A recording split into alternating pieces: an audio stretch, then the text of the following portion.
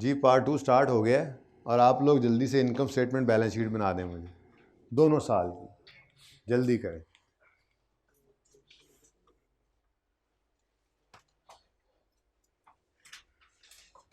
भाई लीज की समझ आ रही है आपको?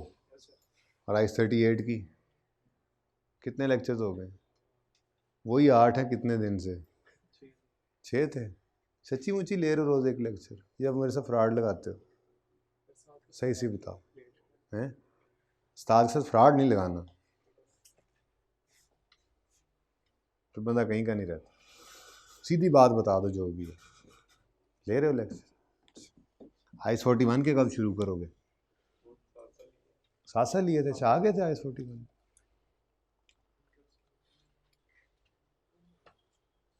टेस्ट कैसा हुआ आप लोगों को? दिया ही नहीं था सर? दी। अच्छा डिफरेंट आ रही थी। अच्छा ये टेस्ट की बात कर रहे थे आप पास में होमवर्क की बात कर रहे हैं। हो सकता है फिर देख लेंगे, वो गलती आपसे हो गई हो। सवाल किसका था?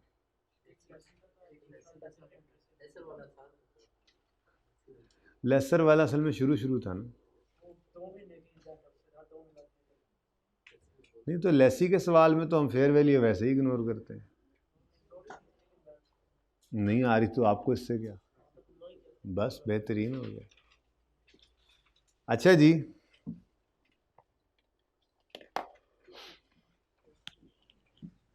इनकम स्टेटमेंट बैलेंस शीट बन गई होगी अब तक तो।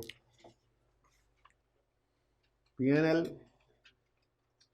31 दिसंबर 2011, 31 दिसंबर 2010। डिप्रिसिएशन आएगी सबसे पहले तो। जी सर नहीं, होश करो। डिप्रिसिएशन कहाँ से आ गई? इंटरेस्ट एक्सपेंस आएगा बस, वो भी नहीं आएगा। इंटरेस्ट एक्सपेंस तो लेसी के सवालों में आता है, ये लेसर है, इसकी तो इंटरेस्ट इनकम आएगी। ठीक है, अब 10 वाले साल की इनकम 11 वाले साल के सामने आ रही है 1 जनवरी को, और 11 वाले साल की इंटरेस्ट इनकम 12 के साल के पहले दिन आ रही है। ठीक है, पहले से डिसाइड कर चुके हैं।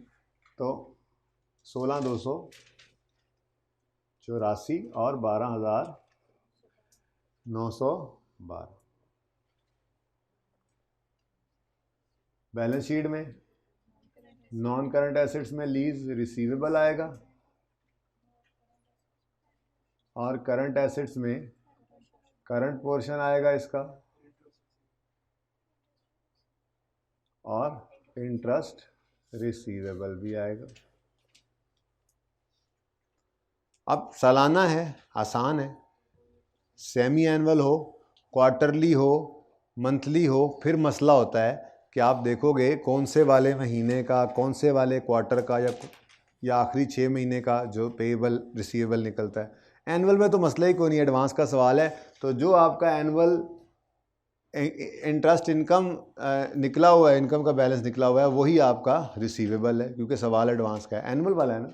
तो ये 16,284 और ये 12,912। तो ये इंटरेस्ट इनकम एक्सपेंस हो गया, इंटरेस्ट रिसीवेबल पेएबल हो गया लेसी लेसर के सवालों में। ये आपने ध्यान से देखना होता है खुद ही। फिर लीज लायबिलिटी लेसी के लिए और इधर लीज रिसीवेबल लेसर के लिए, उसके लिए आप क्या करते हो? लाइन लगा लेते हो अपनी लाइन अपने साल की आखिरी पेमेंट के नीचे। तो ये हमारे साल की पहले दिन ही पेमेंट हो गई थी, तो ये प्रिंसिपल 33,716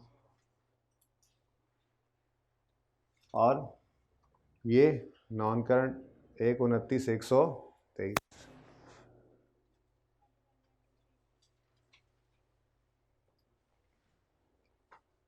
अगले साल के लिए ये लाइन आगे मूव कर आएगी। 37,088 करंट, 92,035 नॉन करंट, 37088 और दिल तो बड़ा कर रहा था कि नोट भी यहीं फड़का दूं, लेकिन आज GRV वगैरह भी है, UGRV भी है, तो इसको मैं मिटा दूंगा और नोट बनाऊंगा। या ये लिखा रहे, नोट इधर बना लें, नोट उधर बना लेते हैं, ठीक है जी, मुझे तो यही सही लग रहा है।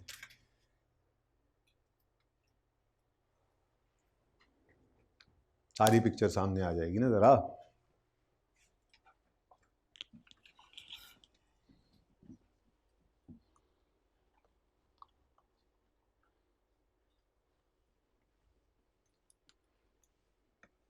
जी कोई क्वेश्चन?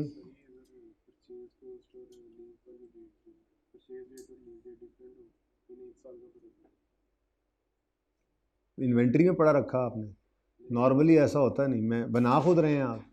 मैन्युफैक्चरर डीलर लेसर ना इन्वेंट्री में रखता है चीज़ों को, ये बात उसी की बन सकती है। देखो बैंक एसेट लेकर अपने, आप कभी गए हो बैंक के अंदर गाड़ियाँ खड़ी हों लीज पे देने वाली? नहीं, बैंक वालों की तो खड़ी होती हैं एम्प्लॉयज़ की, लीज पे देने के लिए गाड़ियाँ वहाँ खड़ी होती हैं, वो तो होंडा के शोरूम पे खड़ी होंगी, टोयोटा के शोरूम पे खड़ी होंगी।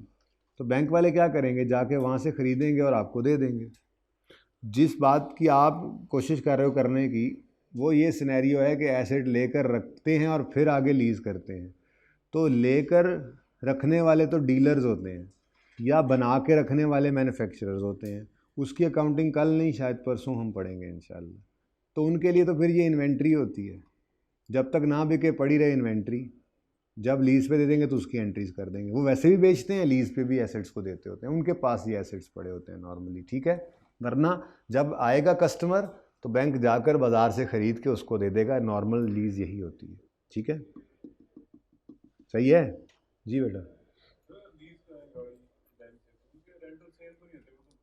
हाँ तो हमने भी एक छोटा सवाल कल किया था, एक छोटा सवाल मैंने इसीलिए छेड़ा था बीच में। आप थे कल? लेक्चर लिया था ना, तो वो 19 और 20 थे गालिबन। 20 क्वेश्चन, जो छोटे छोटे क्वेश्चन में 20 क्वेश्चन किया था, उसमें क्या था, गालिबन एक साल में कराया 12 था, फिर कोई 8 था, कोई 10 था, इस तरह से था। अब 3 साल थे, जो भी था 3 साल की किराया डिफरेंट है, तो अगर डिफरेंट किराया है तो अलग अलग करके डिस्काउंट कर लेंगे, फिर बस एनुइटी नहीं लग सकता, किराए तो डिफरेंट हो सकते हैं। अभी तो बड़े मज़े आने हैं, अभी तो बड़े बड़े मज़े आने हैं। यहाँ पर किराया लेंगे, फिर 2 किराया छोड़ के फिर किराया ले रहे होंगे, ऐसी भी लीज़ होगी, तो सब कुछ देखेंगे इंशाल्लाह। सही है, हो सकता है, बिल्कुल हो सकता है, बराबर नहीं होते। अच्छा जी, अगर आप लोगों की इजाज़त हो तो नोट ना बना लें अब? नहीं कहता है, नहीं तो बदतमीज़ है ये लड़का, है ना। कंपनी का नाम है कोई? Company X, notes to the financial statements. अच्छा वैसे क्यों, वैसे मेरा दिल कर रहा है कि एक ट्राई आपको करने देनी चाहिए। फॉर्मेट तो सारा कल बनाया ही था, क्या ख्याल है? बिल्कुल सही ख्याल है, ज़रा उधर कर दें जी कैमरे का रुख। स्केजुअल आपके सामने है और नोट आपने बनाना है, लीज रिसीवेबल होता है और वैकेंसी, मतलब वो मेच्योरिटी एनालिसिस होता है, टोटल लीज रिसीवेबल निकलता है ना, उससे मेच्योरिटी एनालिसिस बनता है और रिकॉन्सिलिएशन, ठीक है। तो हिम्मत करें, शाबाश। 10 का बना दें, 10 में ज़रा ज़्यादा हो जाएगा ना, मैक्सिमम काम कर लें।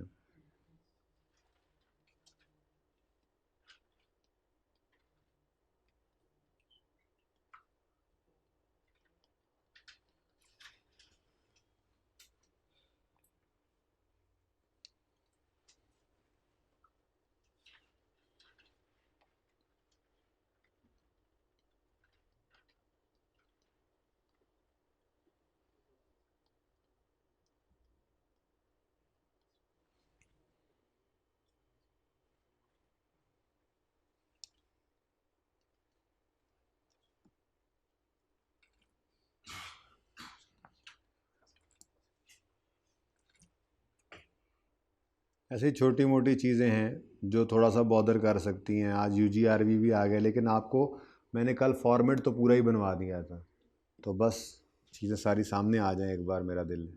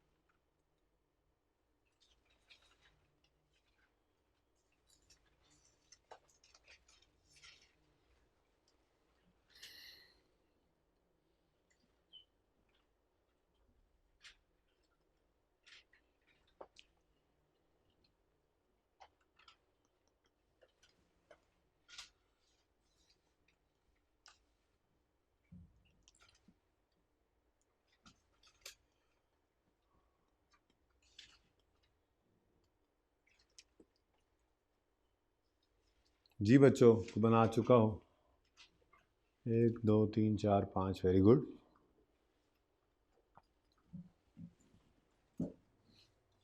बाकी भी कोशिश कर लें, हिम्मत कर लें, कोई नहीं, मैं वेट कर लेता हूँ 1 आधा मिनट और। लेसर के सवाल में एक मुश्किल काम है, ये अगर आपको आ गया तो फिर क्या रह जाता है।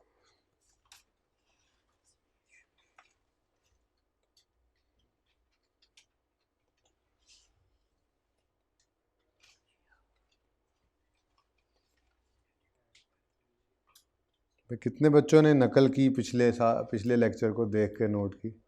1 2 3 4 5, कोई बात नहीं, पहली बार थी, कोशिश किया करें, ज़रा जहन पे जोर डाल जाए हैं।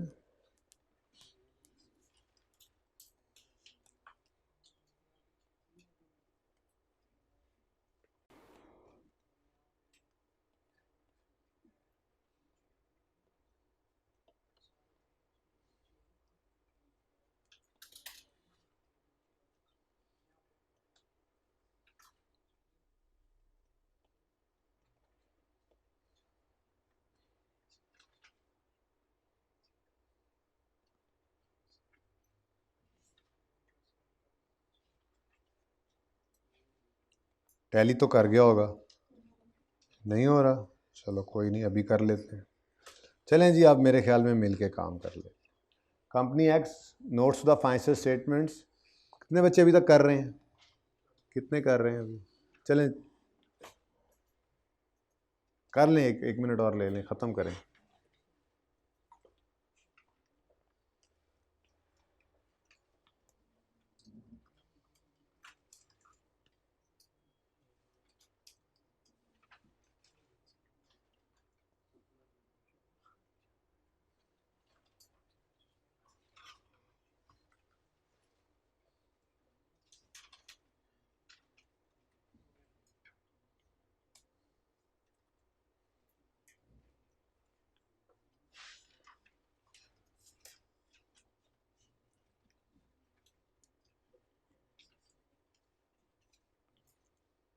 जी चलें, अब बस बहुत होगी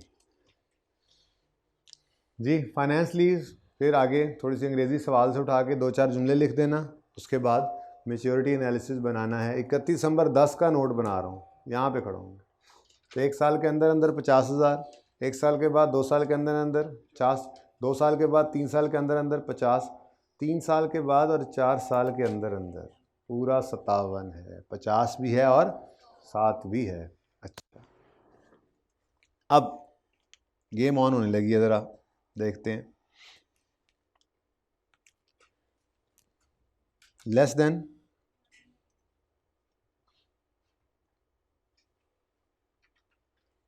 देन वन ईयर, कितना जी आपने बताया था?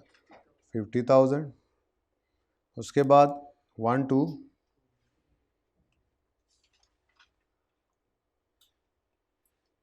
कितना है जी? 50,000। उसके बाद 2 to 3 ईयर्स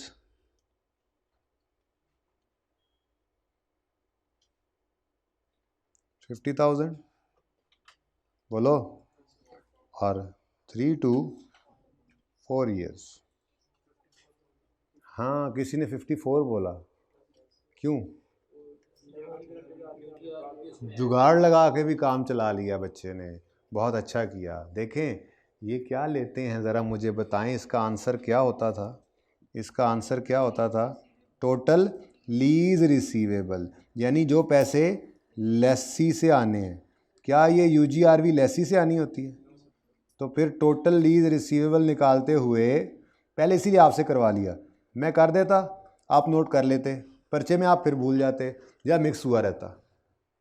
अब आपने एक बार गलती कर ली, अब इंशाल्लाह ज़िंदगी भर याद रहेगा। क्या?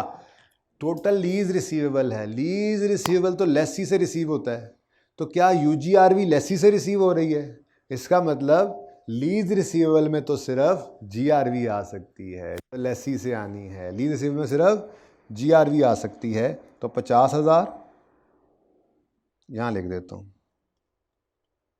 प्लस 4,000, ठीक है। इधर इसलिए लिखा ताकि मैं यहाँ पर लिख सकूँ कि, चलो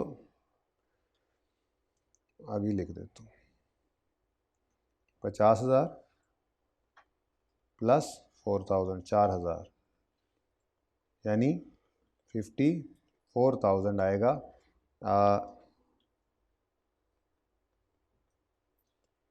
चारों को सेट,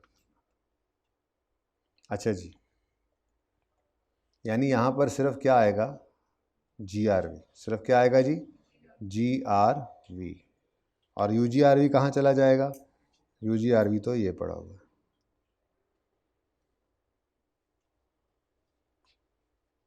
ठीक है बच्चों, डन। तो ये याद रहेगा, अब GRV लीज रिसीवेबल में ऐड करना है और UGRV लीज रिसीवेबल में ऐड नहीं करना होता, ठीक है, क्योंकि वो लेसी से नहीं आने। चले जी टोटल बताएं, 2,04,000, एज इट इज उठाकर नीचे लिख लो 2,04,000। अब इसमें UGRV ऐड करो 3,000 और ये बनेगी ग्रॉस इन्वेस्टमेंट, ठीक है जी। टोटल जो एसेट की मद में अब रिसीव करना है लेसर ने, इसी तो लेसर इस पैसे को भी ले रहा है कि इस एसेट से इसने ये भी रिकवर कर लेना है, पर ये वाले बाज़ार से रिकवर करेगा, ये वाले इस लेसी से रिकवर नहीं करेगा, इसलिए लीज रिसीवेबल के अंदर उसने इनको नहीं डाला, अलग से डाला गया। अब समझ आइए कल क्यों हमने इसको अलग रखा था, तो स्टेप बाय स्टेप चीज़ें समझ आती हैं ना बेटा, ठीक है जी। टोटल 2,07,000। अब हमने क्या करना है, unearned finance income, interest income को माइनस करना है। तो हम खड़े तो हैं 31 दिसंबर 10 पे, ऐसे ही है। और आज देखो हमें फ़ायदा हो गया ना, हमने पूरा स्केड्यूल मुकम्मल नहीं किया हुआ तो हम इंशाल्लाह अभी जैसे सिखाया था हम अनअर्न्ड इंटरेस्ट इनकम निकाल लेंगे। हमने टोटल अनअर्न्ड स्टार्ट के ऊपर निकाली हुई थी, ठीक है। उसके बाद ये अर्नड होता है, ठीक है जी, और लाइन से ऊपर वाला और लाइन से नीचे वाला अनअर्न्ड, अनअर्न्ड, अनअर्न्ड और अनअर्न्ड, ऐसे ही है। 1 2 3, बोलो बोलो, क्या, हाँ हाँ बोलो बोलो, हाँ एडवांस का सवाल है, लाइन को नहीं रूल बनाना कल की तरह से बच्चों।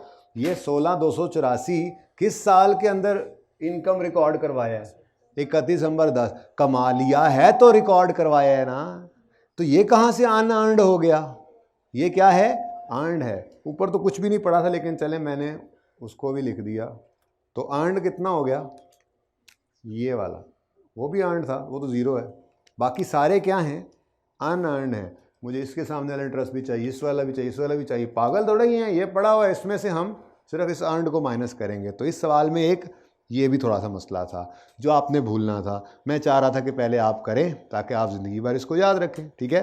तो एडवांस का सवाल हो तो चूँकि हमारे साल की इंटरेस्ट इनकम अगले साल के सामने नज़र आ रही है, तो वो तो सिर्फ पेमेंट की वजह से आगे जा रही है, अर्न तो इस साल में हो गई है, तभी तो इस साल के प्रॉफिट एंड लॉस में रिकॉर्डेड है। आज का सवाल तो सारा मुकम्मल है, सिर्फ नोट भी तो आ सकता है। तो ये पता होना चाहिए कि ये 11 के साल का इंटरेस्ट है, सिर्फ रिसीव 10 के साल का इंटरेस्ट है, सिर्फ रिसीव 1 जनवरी 11 को हो रहा है, तो ये 31 दिसंबर 10 की शाम तक कमाया जा चुका है, ठीक है। तो ये कमाया हुआ इंटरेस्ट है, ये अर्नड है, ठीक है। तो एडवांस के सवालों में एक ये मसला भी हुआ करेगा, ठीक है। चलें जी, अब अनअर्न्ड निकालना है, तो टोटल अनअर्न्ड स्टार्ट पे कितना था, 44,161, 44,161 में से माइनस कर दो अर्नड 16,284, 27,877, यही सबका आंसर आ गया था। कितने बच्चों का ये आंसर आया था, अच्छा कितनों ने इसको -0 करके सारे को अनअर्न्ड ले लिया था, चले ज़्यादा बच्चे ये वाले निकले। अब याद रहेगा ना इंशाल्लाह, अब तो नहीं भूलोगे, पर्चे में तो नहीं भूलोगे, यहाँ भूलना खैर है, पर्चे में तो नहीं भूलोगे, ओके जी। आंसर बताएं, 1791,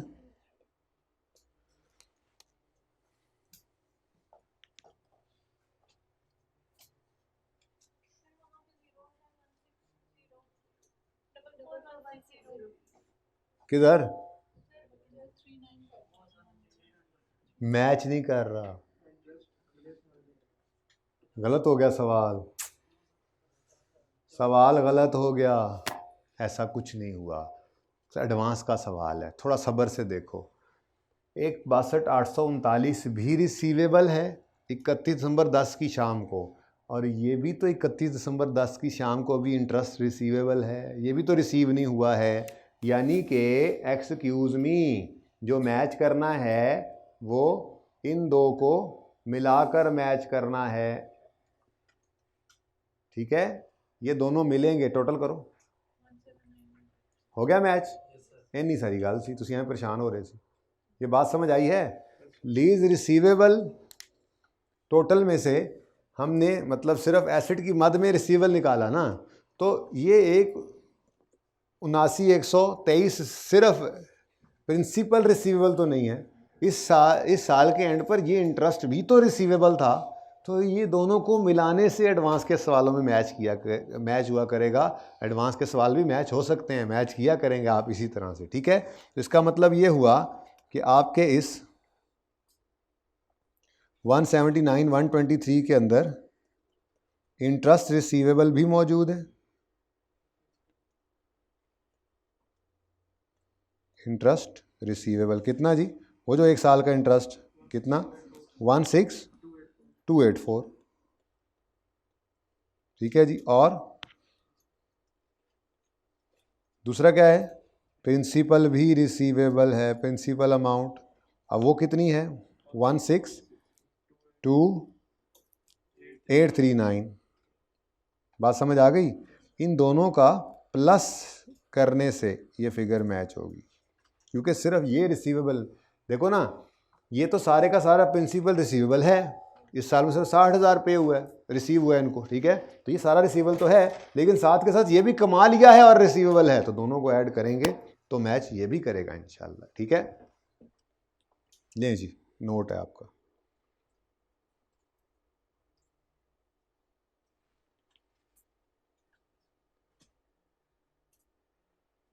पहले ये वाला वर्जन पूरा नोट नाम समेत, कोई ये पसंद करे तो,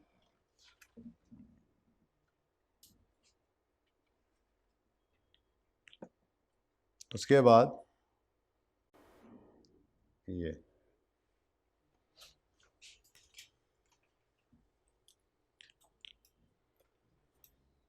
ठीक है जी, होमवर्क लिख लें, उसके बाद अब बाकी ICT 8 के MCQs करें, छुट्टी करें, 10 मिनट रह गए सिर्फ, आज लेट क्लास शुरू की ना हमने, और नहीं यार सच्ची क्वेश्चंस भी देख लें, MCQs बाद में करेंगे, पहले लिख लें प्रैक्टिस सेट का question 15, practice set question 15 page 90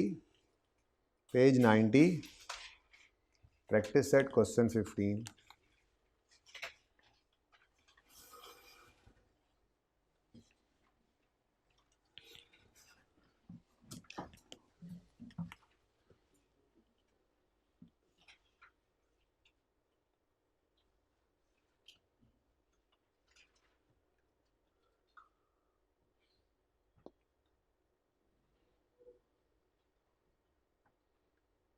जहाँ पे ज़्यादा सारा गंद पड़ा हुआ है वहीं पे आ जाएं जी। अच्छा जी, बात हो रही है हमारी अभी तक लेसर की, ठीक है जी। लेसर एग्रीमेंट करता है लेसी से, ऐसा ही है।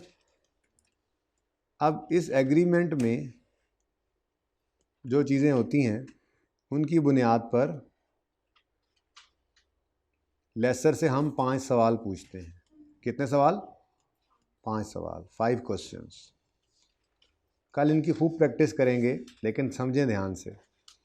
अच्छा, ये जो 5 सवाल हैं ये कौन कौन से हैं ये तो मैं बाद में बताता हूँ, लेकिन अगर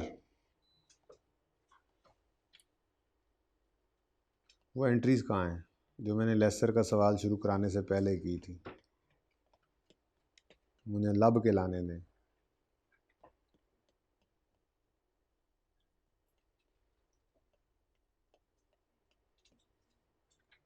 शायद पास पेपर का सवाल शुरू किया था ना, पहला ही सवाल तो उसके साथ ही लिख दी थी, वो भी सामने हो जाए ना ज़रा, ताकि बात पूरी हो। ये रही।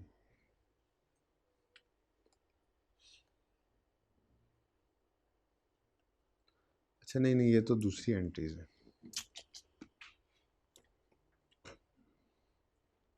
मैं आपको दूसरी एंट्री सिखाता हूँ।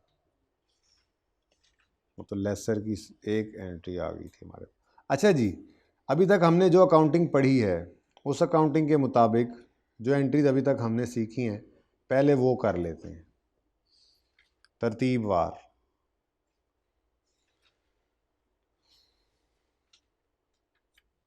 फिर इन क्वेश्चंस की बात भी करते हैं। अगर आप साइड पे हो जी बच्चों, लेसर कि अभी तक जो हमने लीज पढ़ी उसको नाम हम दे रहे थे फाइनेंस लीज। नोट के अंदर लिख रहे थे ना कौन सी लीज। अच्छा, इसके अंदर हमने जो एंट्रीज सीखी हैं ये कब कहेंगे फाइनेंस को, लीज को फाइनेंस लीज कब कहेंगे, ये तो अभी यही तो अब बताने लगा हूँ, ठीक है। लेकिन इसके अंदर हमने एंट्रीज की थी जब एसेट खरीदते थे तो एंट्री क्या करते थे, एसेट डेबिट कैश क्रेडिट हो फेयर वैल्यू से, अगर डेट गिवन हो तो कर लेना नहीं तो नहीं। उसके बाद एसेट दे दिया जाता था लीज पे, क्या एंट्री होती थी, लीज रिसीवेबल डेबिट और asset credit. Lease receivable net investment वाली एंट्री, लीज रिसीवेबल को नेट इन्वेस्टमेंट पे और एसेट को फेयर वैल्यू पे।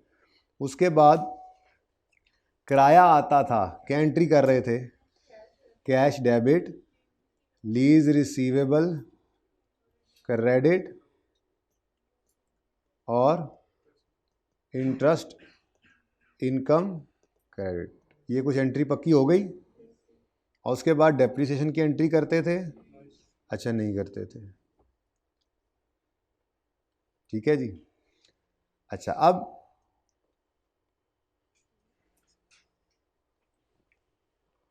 इसके अंदर हम लेसर को कहा करते थे, लेसर भाई आप काइंडली अपनी किताबों में ये एसेट ना रखें, do not keep asset in your books. Lessor भाई do not keep asset in your books, क्योंकि सब्सटेंस ओवर फॉर्म का कॉन्सेप्ट कैसे लगता है वो अभी बताने लगा हूँ इंशाल्लाह, ठीक है ना। तो हम इसको कहते थे अपनी किताबों में एसेट को मत रखो, मत रखो तो निकाल देता था, फिर डेप्रिशिएट भी नहीं करता था। आज एक दूसरी लीज की बुनियाद डाल रहा हूँ, करेंगे तो इसके सवालात कल से शुरू इंशाल्लाह। नाम है इसका ऑपरेटिंग लीज। ऑपरेटिंग लीज के अंदर अब कब ये ऑपरेटिंग लीज होगी वो तो अभी क्वेश्चन में बताता हूँ ना, लेकिन ऑपरेटिंग लीज के अंदर हम लेसर को क्या कहेंगे, लेसर भाई please keep asset in your books.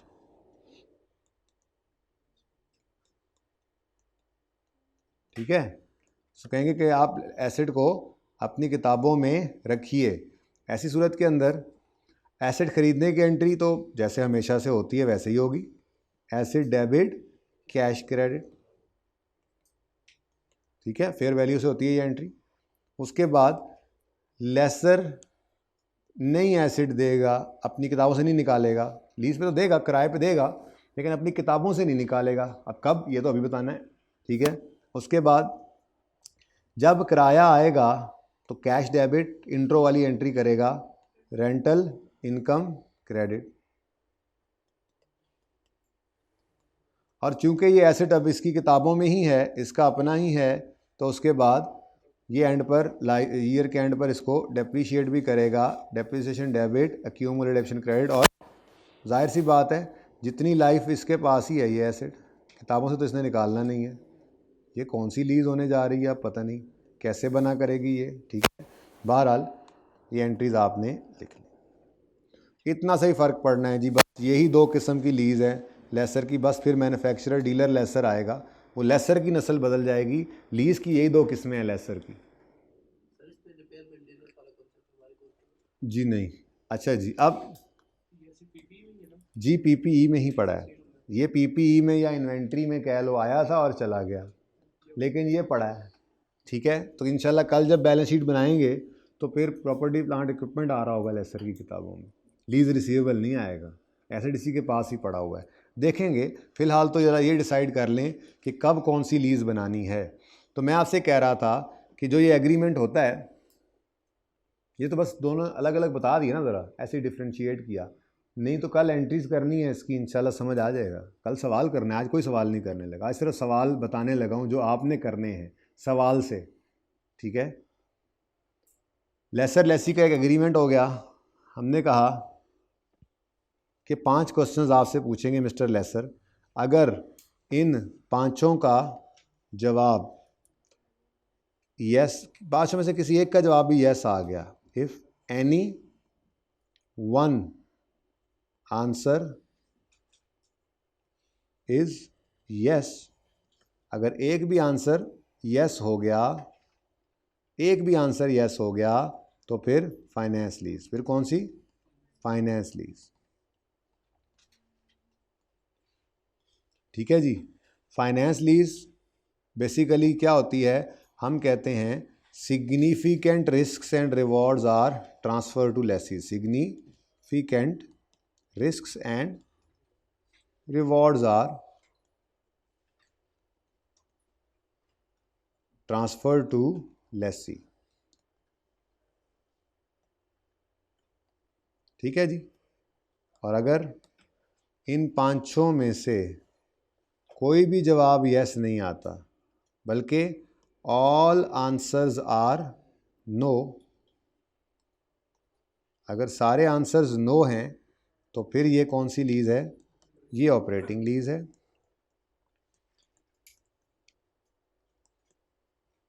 और इसका मतलब ये होता है कि सिग्निफिकेंट, इस अकाउंटिंग में क्या हम कह रहे होते हैं, significant risk and rewards are not transferred. तो significant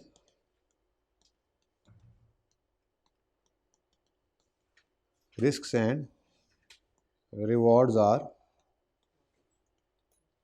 not transferred to lessee।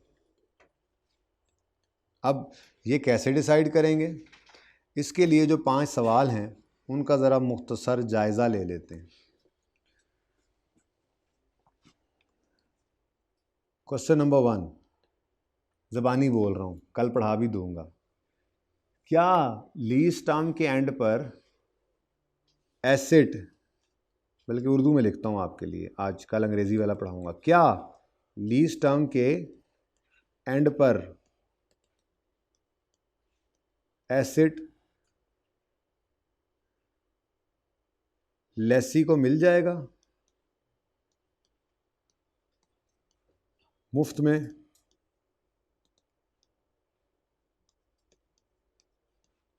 जी, पहला सवाल क्या किया जी मैंने, क्या लीज टर्म के एंड पर एसेट लेसी को मुफ्त में मिल जाएगा? अगर इसका आंसर यस आ जाए तो फिर खुद बताओ, इससे तो गया ना, फिर तो लेसर से गया एसेट, तो वो अपनी किताबों में फिर इसको नहीं रखेगा। इसका जवाब नो आ गया जी। दूसरा सवाल, क्या लीज टर्म के एंड पर एसेट, वैसे पूरा लिखता जाऊंगा फिर, क्या लीज टर्म के एंड पर एसेट लेसी को कुछ पेमेंट करके मिलेगा? वो पीओ, कुछ पेमेंट करके मिल जाएगा, यानी वो हम ओनरशिप की बात ही कर रहे हैं। दूसरा सवाल ये किया हमने, अगर मिल जाएगा तो फिर जाहिर सी बात है significant risk and rewards are transferred, तो एसेट अपनी किताबों में लेसर नहीं रखेगा, नाम सिर्फ इसलिए रखेगा ताकि किस्तें जो हैं वो पूरी की जा सके, ठीक है। तीसरा सवाल, मिसाल के तौर पे एसेट की यूज़फुल लाइफ है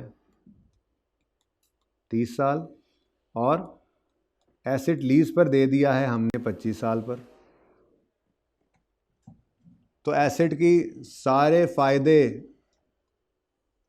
तो लेसी एंजॉय कर जाएगा, और जब लीज के एंड पे लेसर को ये एसेट मिलेगा भी तो चूं चूं फट फट, चूं चूं फट फट की आवाज़ें आ रही होंगी। क्या पल्ले होगा उसके 25 साल बाद?